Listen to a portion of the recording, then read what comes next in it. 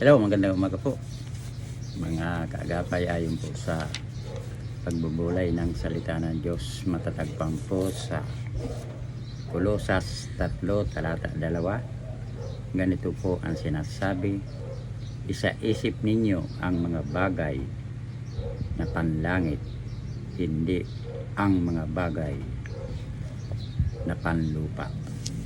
Tayo pa'y manalangin. Aming Diyos, maraming salamat.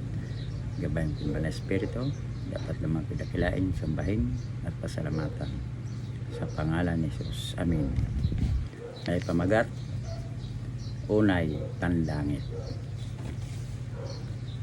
Sa panahon natin, laging tumatakbo, laging nagmamadali, laging puno ng gawain, ay marapat alalahanin kung ano ang higit na mahalaga at ilagay ito bilang pangunahing.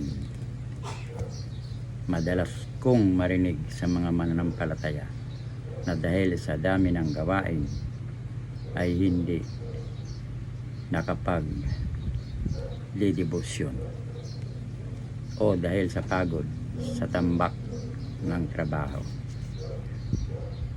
Madaling nakakatulong. Ano ba't tila hindi nakikita ang kahalagahan nito?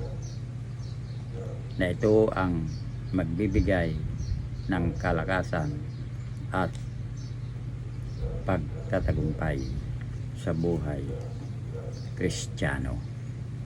Kaya nga ito ang ipinaalaala ni Pablo sa mga taga-Kolosas at gayon din sa bawat mananampalataya. Isaisip ninyo ang mga bagay na panlangit. May isang nagtanong kay Emily Post, ano ang tamang alituntunin kapag ikaw ay inanyayahan sa White House?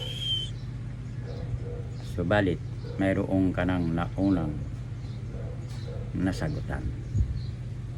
At ganito ang sagot ni Emily: ang panyaya sa White House ay isang utos at kaagad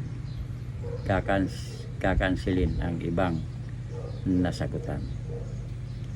Ganon ang iniisip ni Emily na kahalagahan ng anumang panyayang nagmula sa palasyo. Ito ang